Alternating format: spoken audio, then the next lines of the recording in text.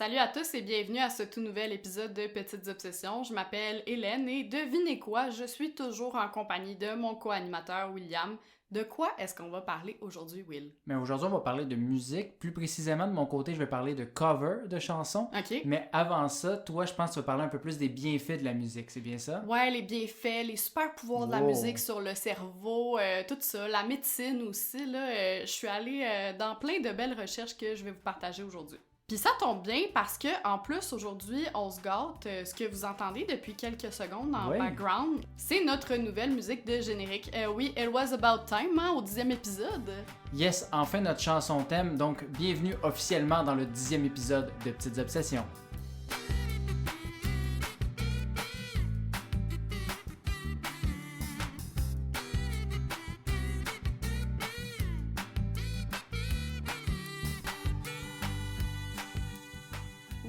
Will, est-ce que tu as déjà entendu dire que la musique rendait plus intelligent? Ben écoute, si c'est le cas, à la quantité que j'écoute dans une journée, je dois être rendu popé. Il là là! Petit disclaimer ici pour nos éditeurs, je me suis posé cette question-là pendant que toi, t'avais entamé la lecture du livre Le cerveau et la musique de Michel Rochon. Je savais que tu comptais parler des covers pis tout, pis tu me parlais un petit peu de ce livre-là, pis ça m'intriguait vraiment de plus en plus, fait que je me suis dit, je vais prendre comme base ce livre-là, mais tu sais, aller voir aussi d'autres affaires parce que espérons que tu saches pas tout ce que je vais te dire aujourd'hui, hein? Ben, tu m'as quand même empêché de terminer mon livre, chose que vous devez savoir, je ne finis jamais un livre. Pour une fois, j'étais bien parti, j'étais bien motivé, mais là, Hélène, elle m'a confisqué le livre pour pas que je sache tout qu'est-ce qu'elle va dire aujourd'hui, donc voilà. Ouais, c'est ça, c'est un livre très court, donc t'auras la chance de le terminer après Certainement. l'enregistrement, là, pas de stress. Mais anyways, probablement que nos auditeurs, eux, ne se sont pas tapés toutes nos recherches, puis c'est pas mal ça l'important qu'eux y apprennent des choses. Exact. C'est sûr que toi, c'est aussi bien, mais bon. Donc, est-ce qu'écouter ou jouer de la musique, ça rend plus intelligent? J'ai envie de te dire que c'est un peu normal de penser que oui, parce que, je sais pas toi, mais moi, quand je pense aux bols que j'ai connus, là, aux bolés, les petits nerds et tout, c'est vrai que la plupart jouaient du piano, du violon, ils étaient inscrits à je sais pas combien d'activités extrascolaires, genre... Les maudits prodiges, ouais, là, genre tu jouais du piano à 4 ans, là. Ça, puis ils faisaient comme l'école de chinois alors que, tu sais, ils étaient pas asiatiques ou peu importe la fin de semaine, des choses comme ça. Habite à Rosemont, là, tu sais. Exactement, puis il gagnait tous les lauréats, hein, sauf celui de la belle personnalité. Ça, c'est moi qui l'ai gagné en secondaire 1. Je tenais à brag about it, hein, c'est mon podcast, je fais ce que je veux. Félicitations, félicitations. Moi, j'ai gagné les plus chialeux en secondaire 5, fait que c'est chacun son Ah, point ben de vue. écoute, ça fait un beau duo, ça, pour Quand un même, podcast. hein? Non, mais sans blague, t'as déjà peut-être entendu parler de l'effet Mozart. En fait, oui, là, vu que t'as lu cette partie-là. Non, mais qu'est-ce que l'effet Mozart, Hélène? Parle-moi-en! Ben, notre fameux Michel, il en traite dans son livre. Pour les auditeurs qui connaissent pas ça, l'effet Mozart, ça revient à dire qu'un enfant qui écoutait les célèbres pièces du compositeur serait plus intelligent. En même temps, entre ça pis Baby Shark, c'est pas étonnant vraiment qu'il soit meilleur à l'école, mettons. J'imaginais juste, genre, le petit enfant prodige qui joue Baby Shark sur le piano à la place, ça me faisait peur.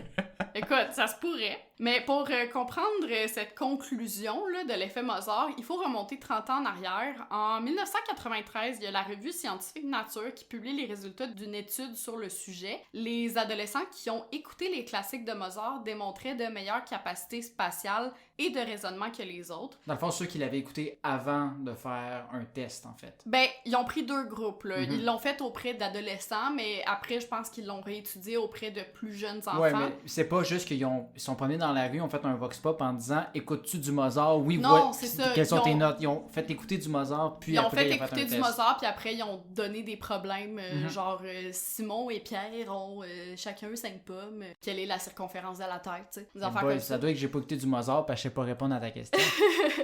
Non, mais bref, les résultats font boule de neige, si bien que des États, parce que c'est une étude américaine, décident de créer des lois pour obliger l'écoute de la musique en classe. La musique classique? Ben, la musique un peu en tout genre, mais surtout de la musique classique, évidemment, là, dans le sens où ils se disent, bon, ben, si nos jeunes écoutent de la musique, ils vont être plus intelligents, donc meilleurs à l'école, hein, tu sais, 1 + 1, ça fait 2. C'est sûr que c'est mieux du Mozart que, genre, Nicki Minaj au maximum dans les speakers de l'école. Ben, surtout pour des enfants de, genre, 4 ans, là, je sais mettons. pas, Anaconda, je suis pas sûre, mettons.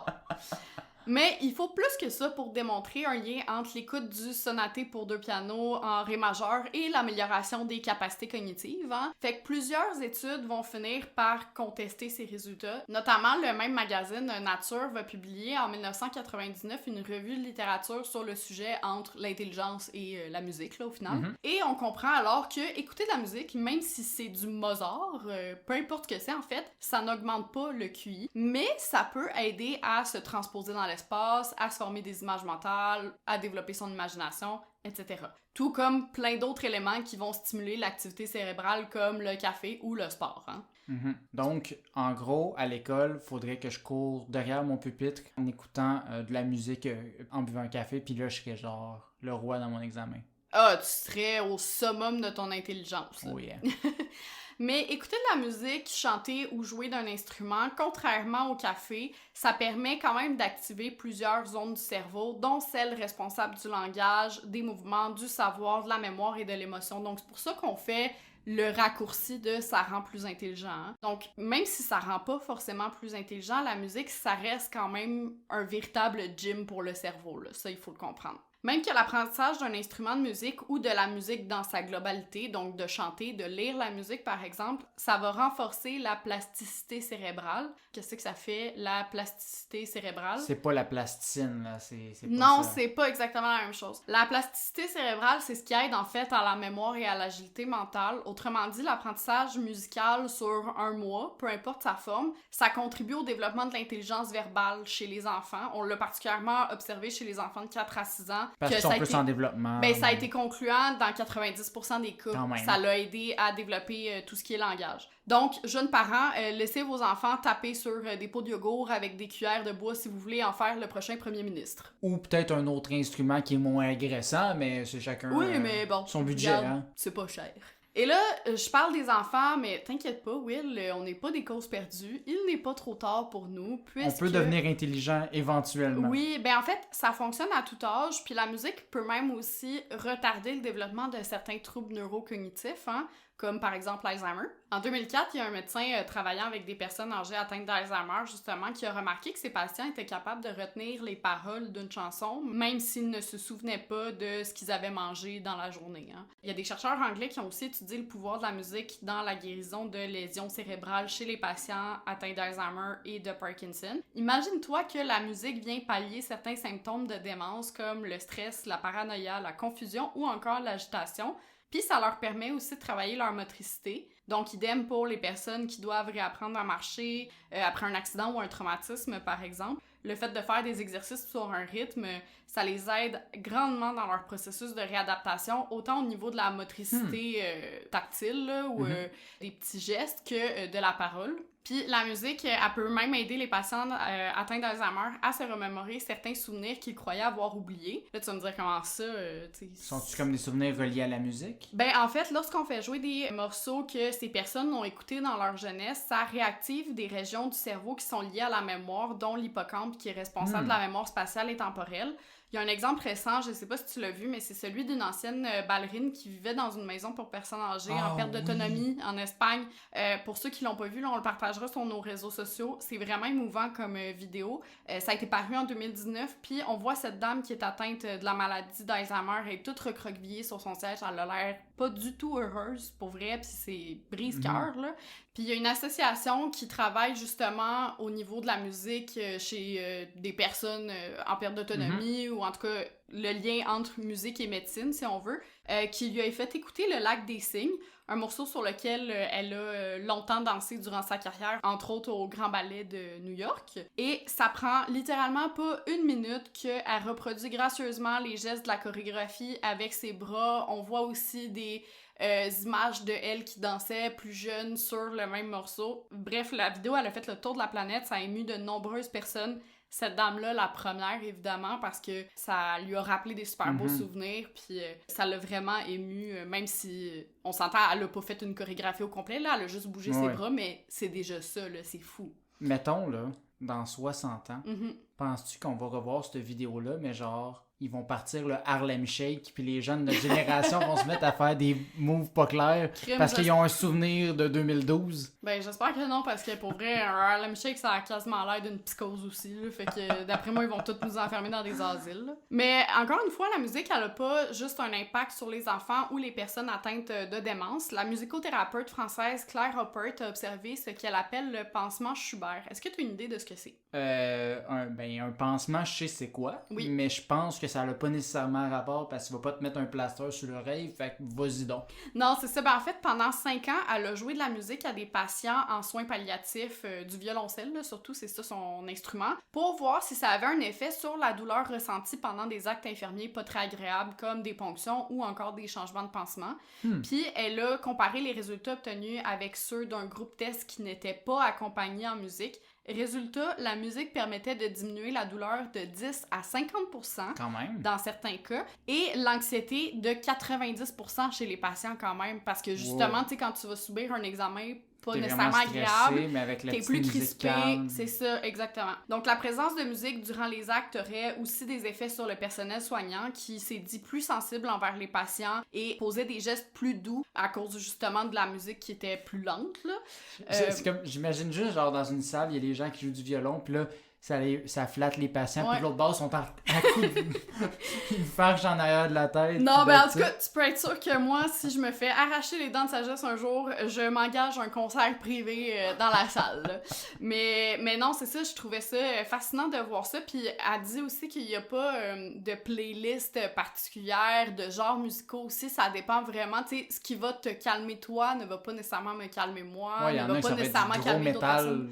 Exactement. Donc, elle peut faire des suggestions en fonction des genres et tout, mais puis de plein d'autres aspects, là, c'est pas juste les goûts musicaux, mais tout ça pour dire que ça a quand même un effet sur la douleur, là, c'est un vrai antalgique. J'ouvre aussi une petite parenthèse historique avant de poursuivre sur les pouvoirs de la musique sur le cerveau, parce qu'elle a eu aussi d'autres utilités en médecine que la diminution de la douleur ou le retard de développement de troubles cognitifs comme l'Alzheimer, par exemple.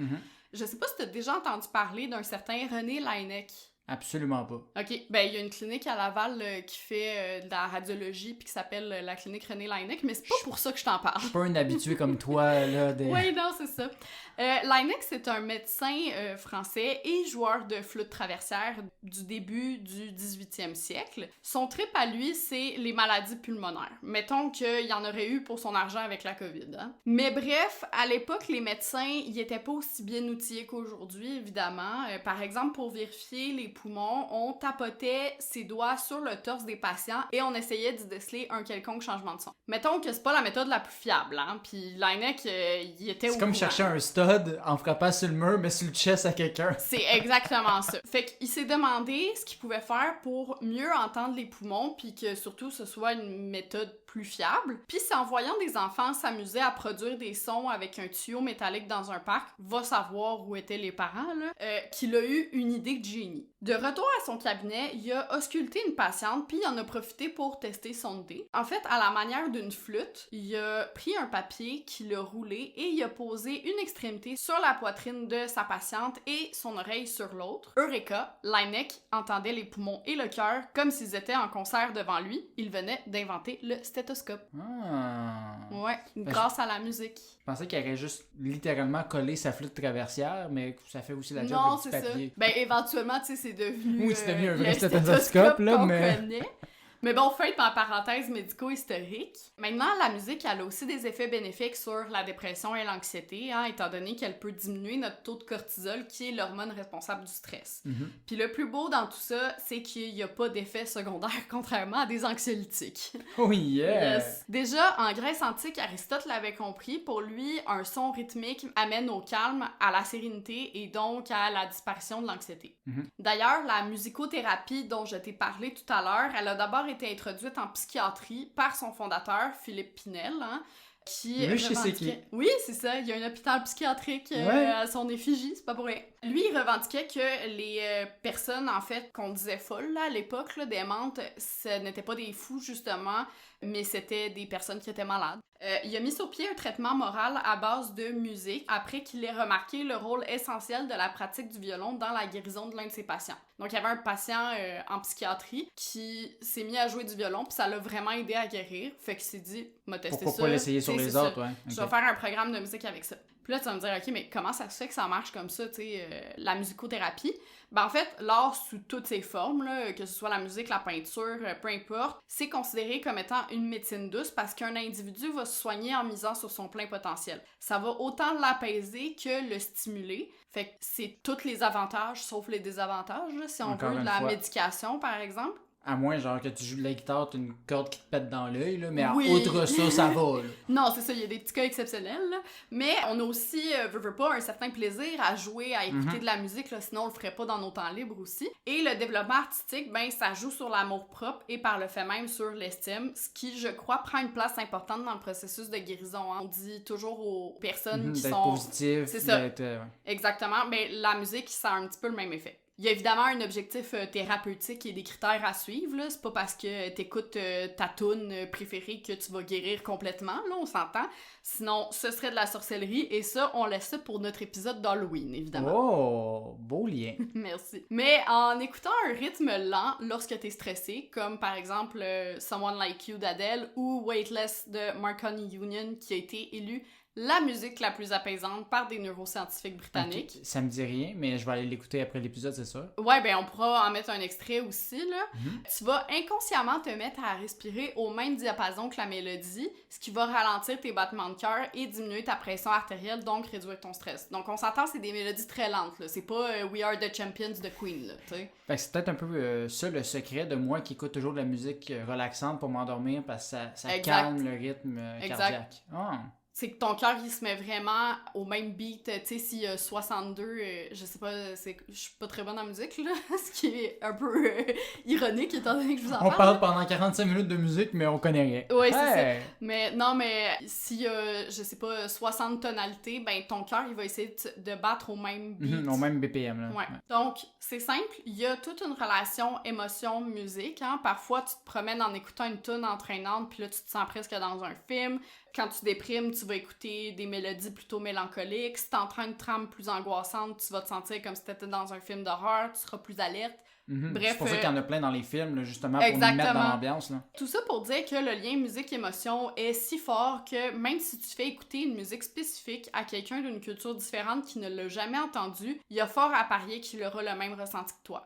Donc, si tu fais écouter une musique joyeuse en français, genre... Tu vas comprendre automatiquement. Les Cowboys fringants, là, tu le fais écouter à quelqu'un perdu en Afrique qui ne parle pas français, il va avoir le petit sentiment d'entraînement puis tout ça parce que justement la mélodie... ça dépend de la toune, on va se le dire. Oui, ça dépend. Hein? Non, c'est sûr qu'il y a certaines tunes qui sont plus politico, mais... Ou dépressives, un des beurs, là. Oui, non, c'est ça. Ben, mettons que tu fais écouter Happy de... Pharrell Williams. Oui, c'est ça, exactement. Mettons que tu fais écouter ça, ce sera pas long que la personne, elle va comprendre que c'est une musique pas déprimante, là. Tu sais, t'écoutes pas ça quand tu viens de vivre une peine d'amour, mettons. Oui. À moins que tu veuilles te cheer up, là. Ça dépend où t'es rendu dans ton stade de deuil, mais ça t'appartient. C'est vraiment un langage universel, bref, la musique. Et ça, des neuropsychologues l'ont très bien compris parce qu'ils utilisent la musique pour développer l'empathie chez les enfants qui vivent avec un trouble du spectre de l'autisme pour leur permettre de mieux comprendre les émotions des autres, justement. Intéressant. Ouais. D'ailleurs, c'est pas mal la seule forme d'art qui nous émeut autant. Hein? Oui, tu peux pleurer devant un tableau, mais mettons que c'est un petit peu plus rare. Pourquoi? Ben déjà, il faut comprendre que le son, il y a une fonction d'alerte pour l'humain, c'est-à-dire que ça te permet de savoir ce qui se passe. Si t'entends des sirènes de police, par exemple, ben tu sais qu'il y a une urgence près de chez toi. Si t'entends les sirènes de la déneigeuse, tu sais que tu dois aller déplacer ton char, hein? Mais à l'inverse, si t'as des sons positifs, des gens qui rient, tu sais que t'es en sécurité. Oui, exactement, puis tu sais qu'il y a quelque chose de drôle qui vient d'être dit ou de se passer. Ça agit vraiment sur ton système d'alarme biologique sans que t'aies besoin d'y penser. Tu te le dis automatique, c'est comme respirer, tu penses pas à respirer, tu sais, c'est un automatisme. Sauf quand tu le dis, puis que là, on vient de créer à nos auditeurs le fait qu'ils doivent réfléchir à respirer. Je m'excuse. Si quelques secondes, ça devrait finir par passer. Écoutez notre voix à place. Mais bref, c'est un peu pour ça aussi qu'on se réveille avec une alarme et non une odeur, hein, parce que le message cognitif, il se fait moins automatiquement sinon. Imagine ton cadran, c'est juste que ça pue à 7 heures. C'est quoi le rapport avec les émotions puis le système d'alarme biologique? Ben, les émotions, elles surviennent généralement lorsqu'il y a un changement. Hein? Comme chaque son peut constituer un nouveau changement. Hein? Si on entend des sirènes de police, ben, ça veut dire qu'il se passe quelque chose maintenant. Ben, une suite de sons peut te faire vivre une panoplie d'émotions. Donc, une musique peut te faire vivre une émotion. Même chose quand tu travailles. Bon, la musique, elle te fera pas pleurer, enfin, j'espère pas, parce que sinon, tes journées sont longues. C'est rough au travail, là. Le gars, il braille pendant 8 heures en tapant. J'ai beaucoup de plaisir au travail. Mais la musique va quand même stimuler les zones liées à l'organisation, la prise de décision, la résolution de problèmes et le contrôle, ce qui fait que t'es plus concentré et attentif.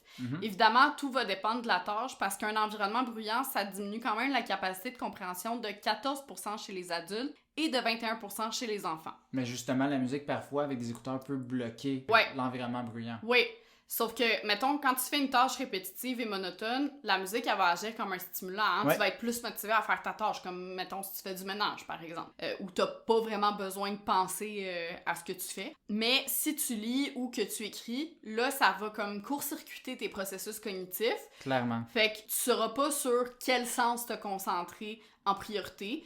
Puis si t'en favorises un, par exemple, l'ouïe pour écouter la musique, ben tu vas diminuer l'acuité de l'autre, donc par exemple la vue pour lire.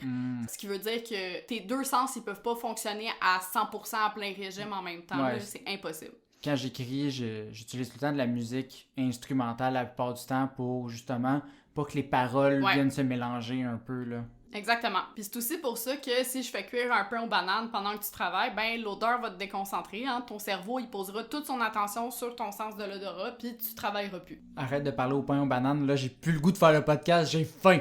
Mais je parlais pas au pain aux bananes, je parlais de pain aux bananes. Je dis oh. Oui.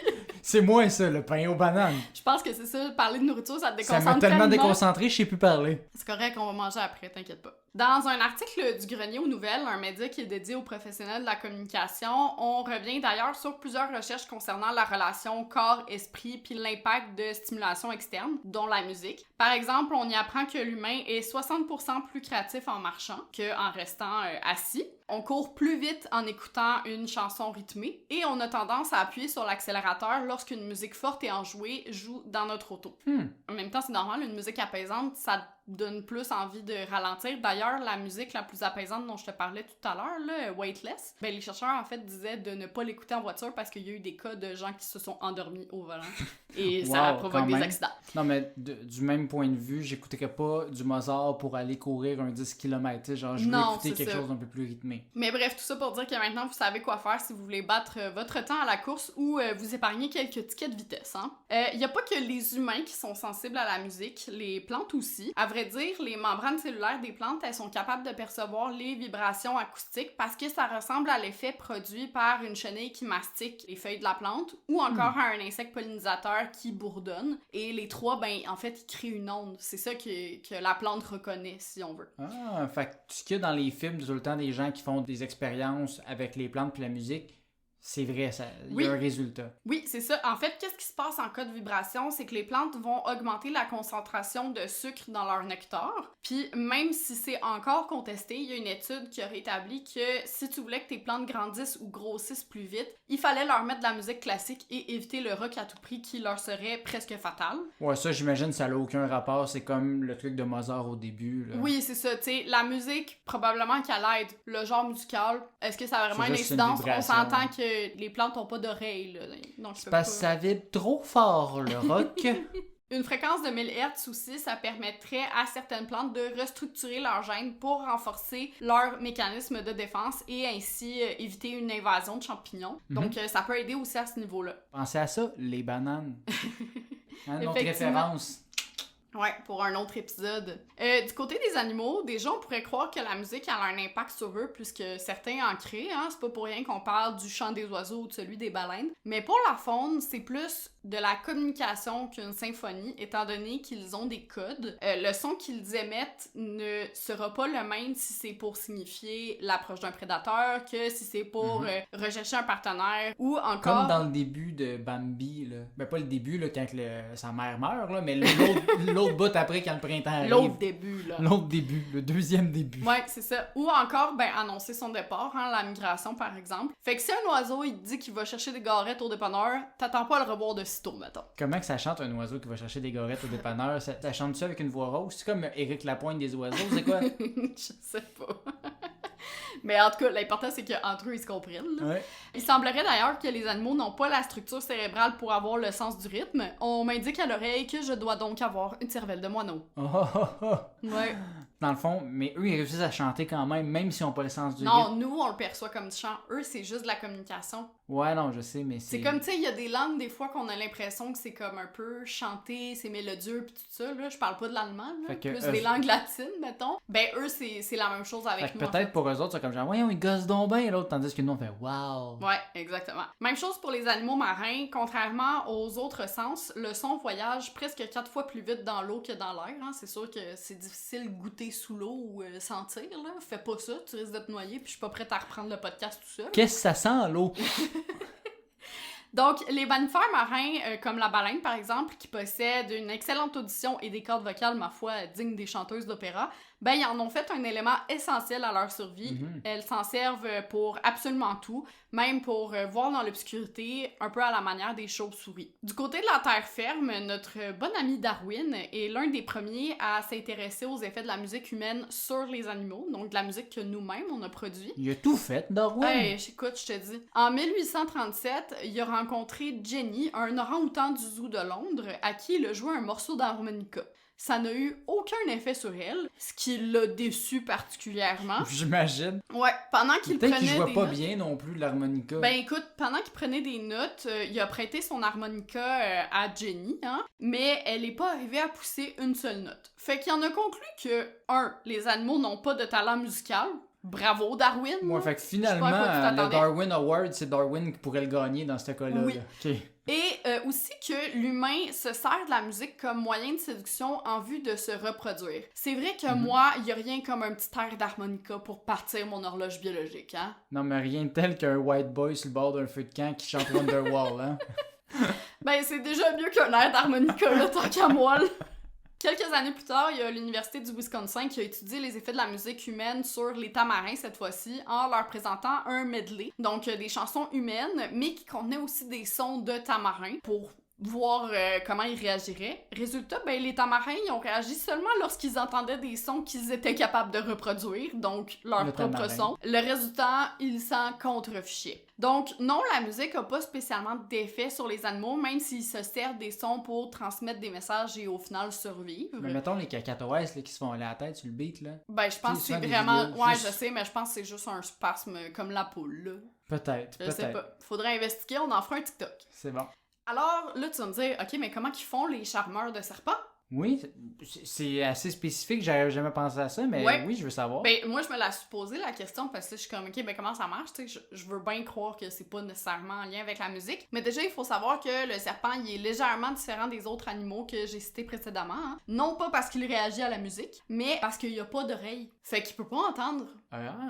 Ouais, il a juste une oreille interne. Par contre, il est capable, avec son oreille interne, justement, de percevoir certaines vibrations, particulièrement si elles sont graves. Ces vibrations-là, ça lui permet de reconnaître l'existence d'un danger ou d'une menace qui approche, par exemple. Puis quand ça arrive, ben, il va se mettre à se dandiner, se gonfler le cou, tu sais, mettons que c'est un cobra, il va vraiment élargir sa tête, se déployer, là, si on veut, pour impressionner son adversaire. C'est donc pas la musique qui fait sortir le serpent de son panier, Mais la vibration. ben non, en fait, c'est que le charmeur, il va taper du pied sur le sol discrètement pour faire sortir le serpent.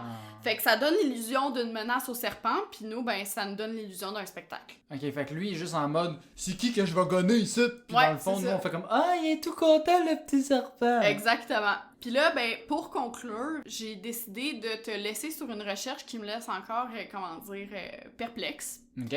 Il y a des scientifiques du MIT qui ont voulu étudier les modes de communication des araignées. OK? Ah, ben oui, ben ils doivent communiquer entre elles, je sais pas. Non, ben je veux dire, j'imagine qu'ils ont étudié tout plein d'animaux, puis là ils se sont dit, bon, ben le prochain On est sur la rendu liste, à c'est les qui? araignées. Bon, c'est rendu à... Quel est le rapport avec la musique? Ben, les araignées, elles communiquent entre elles par des vibrations, encore une fois. Donc, pour arriver à leur fin, ces scientifiques ont créé une mélodie à partir de la structure des toiles d'araignée. Est-ce que ça allait comme ça? Spider-Man? Non. Spider-Man, ok. Puis c'était pas la version des Simpsons non plus avec Spider-Pig, Spider-Pig. ok. Non, chaque détail dans les toiles d'araignée, en fait, c'était associé à une note qui a donné lieu à une mélodie plutôt lugubre. On pourra vous en mettre un extrait en post-production.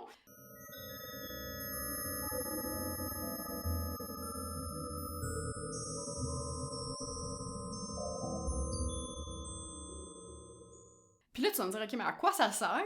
Ben, très personnellement, je trouve que ça sert pas à grand-chose, mais bon, ça, c'est mon opinion. Moi, je trouve ça fascinant, mais bon. Ouais, mais non, mais je veux dire, c'est fascinant, mais en même temps, je suis comme, à quel point, genre, en tout cas... Mais il aurait pu avoir un résultat autre ou quoi que ce soit? Ben, les chercheurs, en fait, du MIT, ils croient avoir réussi à différencier les messages des araignées en fonction de leur vibration. Reste à savoir ce que ça veut vraiment dire, hein. On sait que, mettons, un son sur telle vibration, il est différent d'un son sur une autre vibration, mais on sait pas, tu sais, c'est pour dire qu'elle se sent menacée, Ok, on n'est pas rendu là encore. elle s'en va, elle a capturé une proie, etc.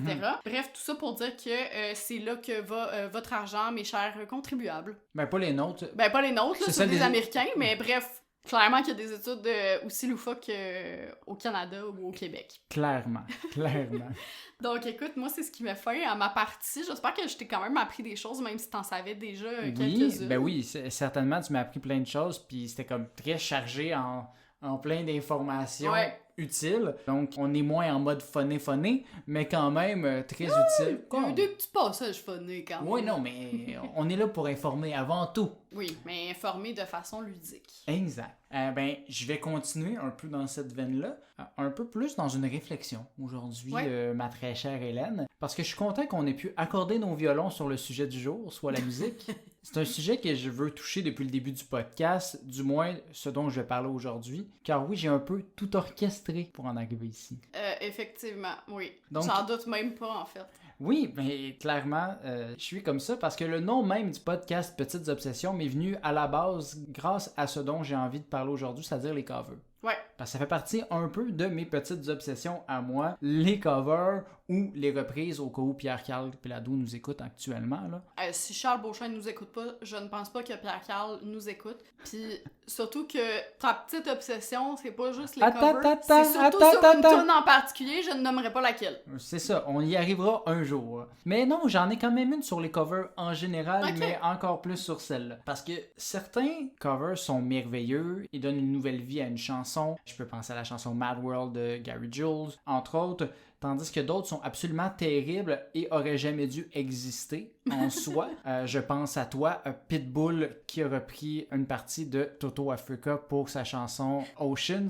Qu'est-ce que c'est ça? Puis, en plus de ça, il m'arrive encore souvent de découvrir que plusieurs chansons que j'aime ont été reprises en totalité ou en partie de vieilles chansons. Savais-tu, par exemple, Hélène, qu'une des plus grandes chansons de l'histoire, I Will Always Love You de Whitney Houston, mais en fait, c'est un cover d'une chanson de Dolly Parton. Ok, non, je savais pas. Qui est vraiment une chanson beaucoup plus calme, beaucoup plus posée dans la version de Dolly Parton, puis qui est devenue une déclaration de Whitney Houston, qui d'ailleurs faisait principalement des covers comme chanteuse dans sa carrière, Whitney. J'oublie aussi toujours que Somewhere Over the Rainbow de Israël Kamaka Vivole, ben en fait, c'est juste un cover d'une tune du Magicien d'Oz. Les possibilités sont infinies. Effectivement. Donc, en fait, je suis obsédé par les covers depuis ma tendre enfance. Puis mon plus vieux souvenir avec l'univers des covers me vient avec la chanson Ces soirées-là.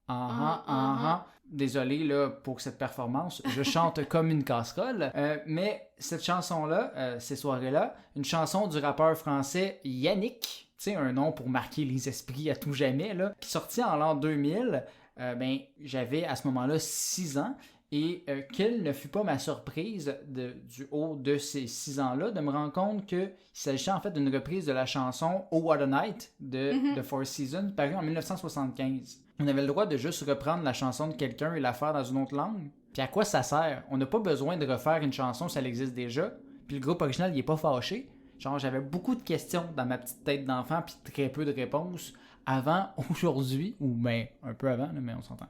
Non, mais le plagiat, ça existe juste à l'université, là, Will. Oui, c'est ça. Tu copies sur Wikipédia. Bah, c'est ça.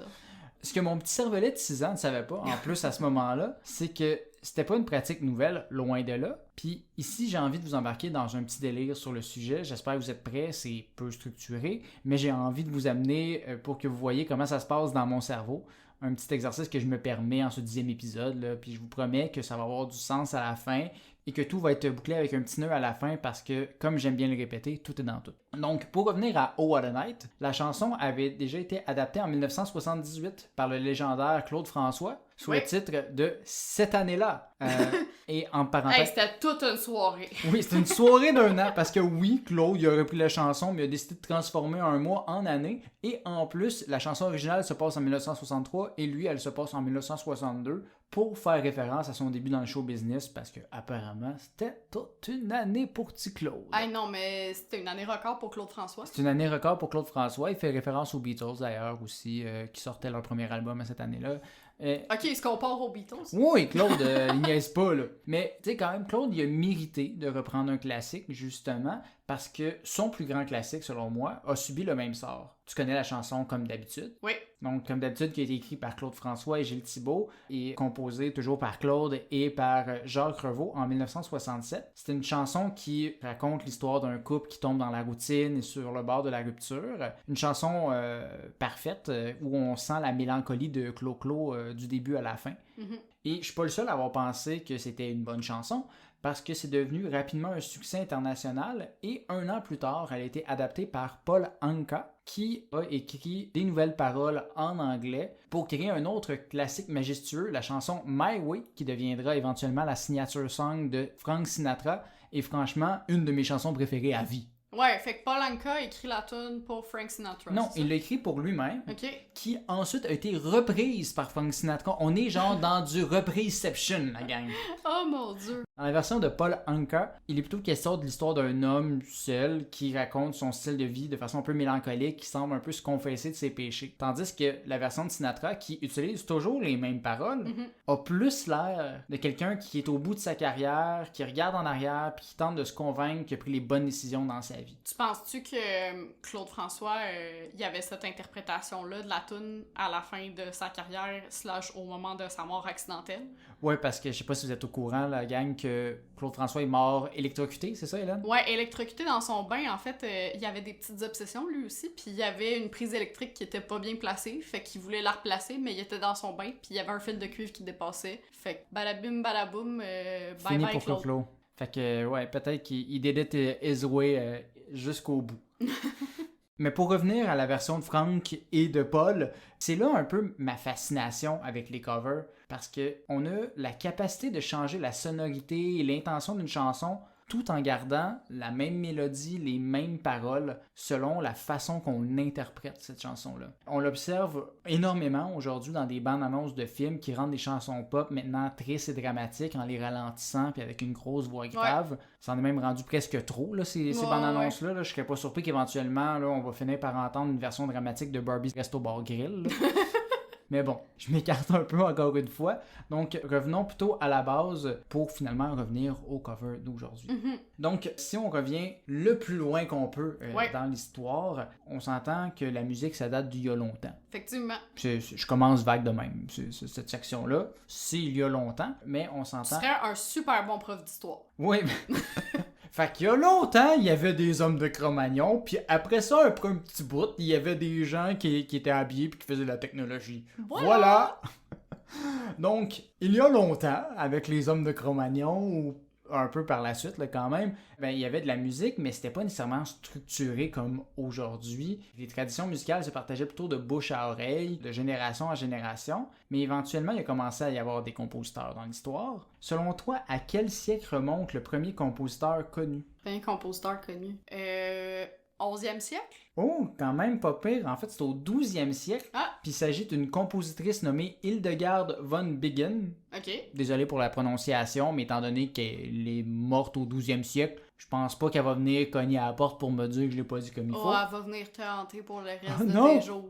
Mais Hildegard, c'est une bonne personne, en fait, parce que c'est une moniale bénédictine, fait que je pense pas qu'elle va venir m'hanter, ou si elle vient m'hanter, elle va être quand même fine. Elle a composé plus de 70 chants liturgiques, hymnes ou séquences pour l'Église.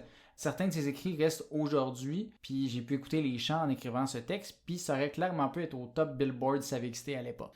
Ceci étant dit, Hildegarde, c'est la première connue, mais on retrouve tout de même plusieurs manuscrits musicaux datant plutôt du 9e siècle et qui proviendraient de l'Empire carolingien. Ouais. Par contre, les auteurs sont inconnus. Donc, au final, c'est elle la première connue. Qu'est-ce que tu veux? Ils savaient pas écrire à l'époque leur nom, là. Ils ont juste fait des petites bases. Tu fais la musique de même, mais après ça, leur nom, ils ne savaient pas. Mais la plus vieille notation musicale retracée, dénommée la chanson de Séquilios, date du 1er ou 2e siècle. C'est sur une épitaphe, en fait, qui a une hymne pour se remémorer la vie de quelqu'un. Mais bon, si on revient à Hildegarde et ses amis un instant, comme on est à l'époque médiévale, la majorité des écrits sont sur des chants grégoriens, donc on est encore très loin de Dua Lipa qui reprend les paroles de Rocketman. T'sais. C'est sûr. Les compositions demeurent donc beaucoup plus auprès de l'église et sont utilisées pas mal juste dans les messes. Disons que c'est pas nécessairement ce que tu chantes en faisant des pas. Non, c'est ça. C'est plutôt lors de la période classique, soit à la fin du 18e siècle, qu'on voit un avancement en ce qui concerne la musique populaire. Jusqu'à ce moment-là, ce type de musique était peu ou pas écrit et toujours transmis à l'oral, comme je disais précédemment.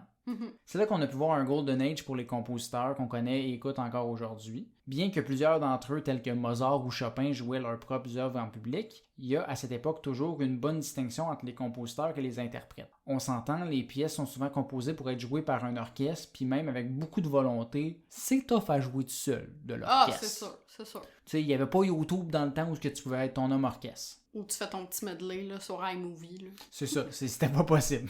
La distinction va donc durer longtemps entre compositeurs et interprètes et on ne parlera pas de cover pendant la période classique. On distingue réellement les créateurs et ceux qui performent leur art. Donc, bien qu'on retrouve des interprétations différentes des mêmes œuvres, le concept de cover est apparu que très récemment dans l'histoire. Ouais. Tu sais, comme j'ai dit avant, dans les années 60, on assistait toujours à une bonne distinction entre les deux, avec les crooners tels que Frank Sinatra et Dean Martin qui faisaient essentiellement les mêmes chansons back-to-back dans les cabarets. Tu sais. Ouais. C'est plus avec la montée des groupes de musique qu'on a davantage vu des auteurs, compositeurs, interprètes qu'on a commencé à noter une différence. On s'entend, si aujourd'hui je te parle d'une chanson des Rolling Stones, je sais pas toi, mais moi je prends pour acquis que la chanson a été écrite par eux. Ouais, Donc, ben, je veux dire, j'ai eu connaissance du concept de auteur, compositeur, interprète, puis mettons auteur, compositeur, il y a quelques années déjà, là, parce que je pense que genre j'ai écouté une entrevue, à tout le monde en parle, puis là j'ai fait comme, pourquoi on dit genre auteur, compositeur, interprète, pourquoi on dit pas juste, mettons, chanteuse ou de musique ou whatever. Mais ça, c'est vraiment quelque chose de plus récent, comme tu dis, dans le sens que je te dis une chanteuse, justement, mettons comme exemple, Rihanna, mais elle, c'est pas une auteure, compositeur et interprète. Principalement, c'est une interprète. C'est une interprète, puis la plupart de ses classiques est écrit par d'autres gens. Mais à la base, moi, si tu me dis un groupe de musique, tu me dis les Rolling Stones, tu me dis Guns N' Roses, automatiquement, mon cerveau se dit, ben c'est un groupe, ils écrivent ensemble, ils composent ensemble, mais pas nécessairement. Ouais, j'avoue, je comprends ton schéma de pensée. Donc, alors qu'il y avait une grosse distinction, maintenant, ça s'est comme mergé, puis à la suite, comme on parle justement, là, il y a vraiment une résurgence un peu des interprètes, où la plupart des tunes qui vont jouer à la radio, ben c'est interprété par une personne, mais écrite par probablement 8 personnes, composées par 4 autres. Puis le pire, c'est que, tu sais, je veux pas rien enlever aux interprètes, là, mais reste que le gros de la job, c'est le compositeur. C'est ça, s'il y avait pas les compositeurs, ils chanteraient, ben je veux dire, ils chanteraient d'autres affaires, là, mais mais ce serait peut-être pas aussi bon. Mais c'est ça qui est fascinant pour moi dans l'évolution de l'histoire, puis que je voulais comme illustrer ici, c'est qu'on est passé de la période classique, où essentiellement c'est la période des compositeurs. Ce qu'on se souvient, c'est Mozart, Beethoven, les gens qui ont composé ces musiques-là et non les gens qui les ont performées. L'orchestre en soi, on s'en contre-torche. Ben on sait pas c'est qui, là, comme aujourd'hui, on sait pas c'est qui les compositeurs. Mais c'est ça, on a vraiment switché, d'où on est passé de compositeurs qui étaient vénérés pour leur génie musical. Après ça, années 50, où on voyait un peu les deux, puis finalement, mélange dans les groupes. Et aujourd'hui, c'est vraiment juste les interprètes qu'on considère. Puis c'est vraiment comme ça que je le vois, où que, ben c'est vu qu'on met simplement les interprètes de l'avant, c'est pour ça qu'aujourd'hui, on a autant de covers qui reviennent versus la composition, parce que qui a écrit la tune, c'est pas important, c'est comment elle est performée. Donc, de nos jours, que ça soit avec Glee, Crazy Frog ou ton cousin Kevin qui fait des covers sur Facebook, tout le monde fait des covers de chansons de nos jours. Ouais, ben pour moi, c'est comme une émission de télé ou un film, tu sais, t'as les acteurs qui vont interpréter le texte écrit par un script éditeur ou un écrivain, un auteur, peu importe, là. Puis c'est je veux dire, il y a quelques séries, mettons, qu'on connaît les auteurs ou de quoi, mais la majorité... Ben, là, pour le public moyen, on se fie aux Oui, acteurs et tout ça. On fait, il est exactement. tellement bon acteur, ou il est tellement mauvais acteur, mais des fois, c'est parce que le texte est terrible. C'est Puis ça, personne puis peut sauver ça. C'est sûr que ces artistes sont excellents pour performer les œuvres et les personnifier et tout, mais je me dis qu'à la base, s'il y avait pas... Ben, c'est un travail d'équipe, c'est clairement. ça, exactement. Là. Mais tout ça me fascine quand même, où on fait juste reprendre un paquet d'œuvres à plusieurs reprises, en disant, ben oui, c'est un cover de Rihanna, mais à la base, c'est pas un cover de Rihanna, c'est un cover de l'autre compositeur. Ouais. On interprète le cover par l'interprète. En tout cas, Fait que ça, c'était vraiment la réflexion que j'avais un peu aujourd'hui. Mais justement, pourquoi est-ce qu'on fait autant de covers comme humains? Qu'est-ce qu'on aime tant dans le fait de reprendre une chanson? Mais en fait, on les admire. Selon Jason King, PhD de l'Institut Clive Davis de la musique enregistrée du NYU, c'est tout simplement un malin mélange de l'appétit du public qui, justement, aime écouter des reprises de leurs chansons favorites et la volonté des artistes de les renouveler. Donc, c'est un peu un qui nourrit l'autre. Ouais, mais c'est comme les trends, tu sais, mettons sur TikTok, tu reprends les trends, t'essayes de les mettre à ta sauce, là. Ouais, en tout cas, exactement. j'espère. Mais tu sais, le monde, il tripe sur le trend numéro 1, fait que clairement que s'ils voient des reprises, ils devraient autant l'aimer. Puis ça, puis les créateurs, ils ont du plaisir à mettre leur propre twist sur la chose qui existe. Aussi, selon le psychologue de la musique Peter Janata, notre cerveau aime autant ce qui est familier que ce qui est nouveau. Okay. Donc, les covers, ben, en fait, c'est le meilleur des deux mondes. Parce que c'est un peu genre un mini-weed, c'est santé puis c'est sucré en même temps. La familiarité des mélodies et des paroles crée des attentes pour le cerveau qui sont ensuite confirmées puis ça le rend heureux. T'sais, le cerveau, quand il s'attend à quelque chose, ça le rend heureux. Un peu comme quand tu regardes une vidéo où tu vois quelqu'un qui te dit clairement il va se péter à la gueule. Puis là, ça arrive, puis c'est satisfaisant. Même si tu savais qu'elle allait tomber, t'es satisfait. Ben, il y a la satisfaction, il y a la sécurité aussi, il y a comme tout plein d'émotions encore qui rentrent en ligne de compte. Sur le côté de la familiarité. Puis ensuite, ben, le cerveau, il est aussi surpris par les déviations, justement, du cover. Puis ça fait une autre dose de bonheur de faire comme oh shit, je m'attendais pas à ça. Parce que comme on le sait en humour, la surprise c'est ce qui rend généralement le tout aussi amusant.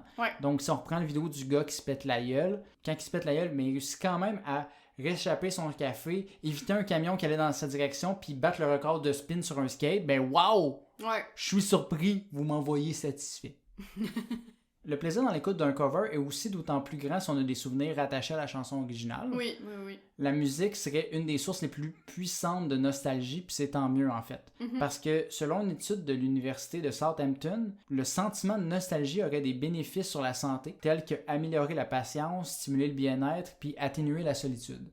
Le côté solitude, surtout parce que t'en parles avec les gens, puis tu peux... Mais j'avoue que atténuer la patience, ça m'étonne quand même. Là. Il me semble que moi, quand je suis nostalgique puis que j'écoute une musique qui me rappelle un moment, j'ai juste envie de me dire comme oh, je veux retourner à ce moment-là au plus vite, là, tu sais. Ouais, mais ça dépend si c'est un moment que tu peux retourner à un lieu que t'es déjà allé, versus genre, se remémorer quelque chose qui était si bien, fait comme, wow, c'était si le fun, puis juste comme, enjoy. De ce point de vue-là. Bien entendu, c'est nuancé, puis les études au niveau de la nostalgie sont quand même relativement nouvelles.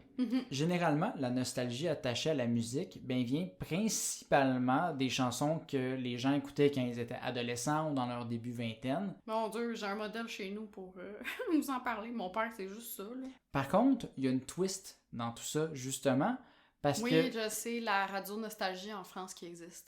Non, absolument pas. Il y a une station de radio, par contre, qui s'appelle Nostalgie. C'est comme prise 2 de la radio. Si tu veux, puis c'est littéralement le poste préféré de mon père. Juste du vieux Georges Brassens. Là. Ouais, ben pas juste du Georges Brassens, là, mais mais j'imagine. Qui jouait avant 1982, mettons. Ben justement, la twist est par rapport à nos parents, parce que on ne serait pas seulement nostalgique de la musique de notre jeunesse, mais aussi de la musique de la jeunesse de nos parents. Parce qu'ils l'écoutent, fait qu'on l'écoutait aussi.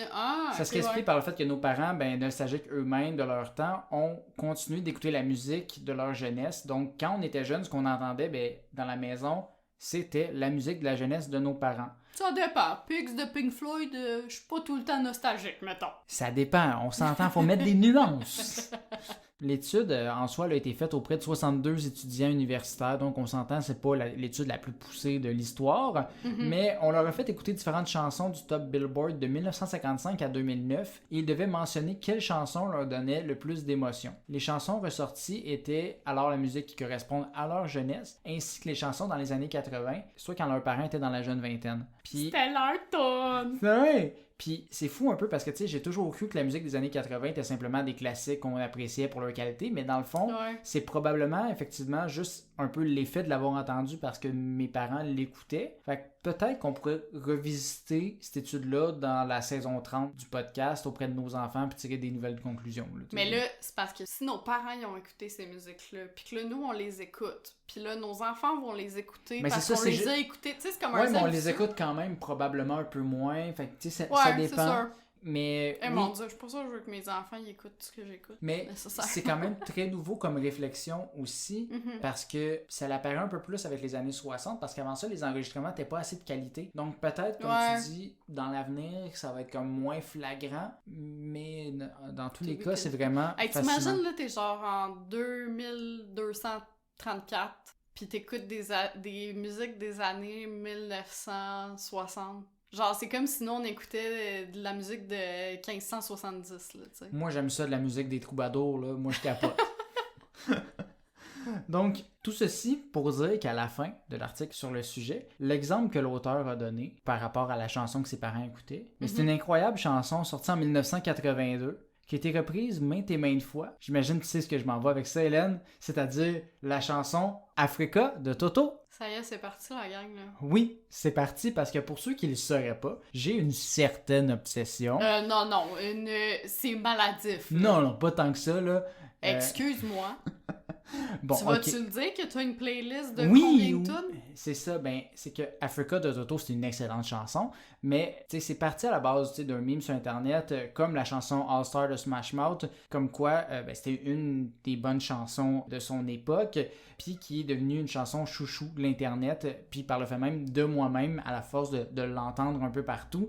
Puis aujourd'hui, mes amis ne peuvent plus entendre la chanson sans m'écrire ou m'envoyer un extrait audio. C'est comme ma chanson thème à moi. Là. On a la chanson thème du podcast, là, on a ma chanson thème à moi. Littéralement, je suis en train de faire une course, puis elle joue dans le magasin où je suis, ben j'envoie... Tu penses à moi automatiquement. Là. Non, ben j'envoie une vidéo à William, puis je me mets à me dandiner dans le magasin. J'espère qu'il n'y a pas trop de monde qui me voit, mais en tout cas. Mais non, tout le monde devrait être fier de se dandiner sur Africa. J'ai aussi sur mon Instagram personnel une série de vidéos dans lesquelles j'écoute différents covers de Africa, puis ça me fait bien rire. Il m'en manque encore énormément à faire, cependant, car voyez-vous, j'ai créé une playlist Spotify contenant tous les covers simples de la chanson qui se retrouvent sur la plateforme, là, pour un total de 132 chansons, ce qui résulte en 9h02 d'écoute. Mais non, c'est chill, t'as pas d'obsession maladive avec cette tune. Je l'écoute pas non-stop, la playlist, il y en a juste quelques-unes qui sont dans les tunes que j'écoute, quelques covers. Malheureusement, ma playlist reste quand même limitée par la plateforme parce que je peux pas inclure des covers faits par exemple dans Community ou dans New Girl ou encore Africa chanté par Waluigi ou la chanson recréée dans Majora's Mask par un internaute sur YouTube là, il y a à peine quelques jours. Je demeure tout de même étrangement fier de ma playlist, puis je vais m'arranger pour que vous ayez accès à celle-ci dans une de nos publications même si Hélène veut pas. Bien entendu, j'écoute... J'ai pas dit que je voulais pas, j'ai juste dit que c'était maladif. Je dois avouer que plusieurs de ces covers sont pas tant le fun à écouter parce qu'ils sont trop pareils ou trop lents puis ils perdent un peu l'essence joyeuse de la chanson. Donc, je me retrouve facilement dans la théorie mentionnée plus tôt sur le fait que on va être surpris tout en ayant la familiarité. Donc, je suis mon propre billet de confirmation. Hourra! Mais bon, ça c'est mon histoire de cover. Il y a quand même d'autres chansons qui ont été reprises davantage dans l'histoire. Puis j'avais envie de terminer cet épisode sur un petit jeu concernant le top 5 des chansons avec le plus de covers de l'histoire. Okay. Malheureusement, il n'y a absolument aucun site qui est d'accord sur l'ordre ou le nombre. Donc ça donne pas grand chose. Fait que j'ai fait un autre petit jeu, un peu moins nice, mais je suis pas mal certain du numéro 1 parce qu'il a gagné le record Guinness des chansons les plus reprises de l'histoire. Fait qu'on va jouer à Devine la chanson la plus reprise de l'histoire, donc moins de suspense. Mais bon, ici, à Petite Obsession, on n'est pas d'accord avec la fameuse déclaration d'Éric Duhem selon laquelle mieux vaut de la mauvaise information que pas d'information pantoute. Chris que non, on n'est pas d'accord avec ça. Ça, c'est le chef d'un parti politique aujourd'hui. Ah non, c'est chill, ça va bien. Donc, selon toi, quel est l'artiste qui a fait la toune la plus reprise de l'histoire? Mais quel groupe? Bon, ben, je sais les Beatles, là, c'est sûr. Bien évidemment, les Beatles. D'ailleurs, sur la part des top 10 que je voyais, il y en avait genre tout le temps 7 ou 8 qui étaient les Beatles parce que, of course, c'est eux. C'est ça m'étonne même fait pas. que le top encore là, il est pas même pas si le fun à jouer. C'est comme qui a fait la toune? Les Beatles. L'autre d'après, les Beatles. Fait que, tu sais, pour le jeu, c'est moins cool. Mettons que c'était à qui veut gagner des millions, tu devrais l'avoir facile ton million. Tu devrais être riche. Mais la chanson, selon toi, c'est quelle chanson des Beatles? Here comes the sun. Non, malheureusement, c'est pas celle-là. Bon guess. Mais non, c'est Yesterday. Ah, ben oui. Avec plus de 2200 covers officiels enregistrés. Ah, juste ça. Ben, ça l'inclut pas justement Kevin qui chante sur Facebook. Là, c'est vraiment à parler des artistes reconnus. Donc, j'étais quand même un peu confus parce que, tu sais, comme oui, c'est une bonne chanson des Beatles, mais tu sais, pourquoi c'est elle qui a le plus de covers que les autres? En fait, de ce que j'ai lu, c'est finalement assez logique parce que non seulement c'est un classique, mais en plus, contrairement à certains autres succès des Beatles, la mélodie est quand même simple. Ouais. Peut être jouée seule. Ouais. Et ne demande pas d'énormes connaissances musicales. Donc, c'est facile à recréer. Mais tu sais, je dis, c'est pas toi demain matin qui a jamais joué de piano qui va la faire, mais quand même relativement simple. Et aussi, elle ne demande pas de grandes prouesses vocales. Ça reste toujours très neutre. Ouais, je comprends. Pas mal n'importe qui peut reprendre. Là, comme ça. Oui, mais souvent, tu sais, il va y avoir plusieurs instruments. Love me do. You know oui, mais le beat, I love you. c'est ça faire du drum tout seul chez vous ou quoi que ce soit. Mais c'est un peu plus ça, puis peut-être que Yesterday est un peu plus aimé que celle-ci. Donc, on réussit à en faire beaucoup avec peu. Et voilà, c'est sur ce dernier fun fact que se termine cet épisode 10 de Petites Obsessions, en espérant vous avoir diverti et informé au maximum aujourd'hui. En espérant aussi que vous ayez aimé notre générique. Hein? Oui, parce qu'il va revenir, j'imagine. Ben, c'est le principe d'un générique, techniquement. À moins qu'on soit funky puis qu'on change de générique à chaque fois. Mais là, mané, ça devient épuisant. Ouais, c'est ça. Mais bon, pour savoir si notre générique va revenir, vous pouvez vous abonner sur la plateforme de votre choix, Spotify, Apple Music, Google Podcasts, YouTube, name it. Et on est partout, même sur les réseaux sociaux, hein, sur Facebook, Instagram et surtout sur TikTok, où on est très actif et où on publie du contenu exclusif. Donc, qu'on publie pas ailleurs, dont on discute pas dans le podcast. On répond à des questions genre, est-ce que la framboise bleue, elle existe vraiment? Hein? On en a pas fait d'épisode là-dessus, à ce que je sache. Fait que, allez checker ça sur TikTok. Allez nous suivre sur nos différentes plateformes. Ça nous ferait vraiment plaisir d'entamer la discussion avec vous. Puis sinon, ben, on vous dit à la prochaine fois. Salut la gang! Bye!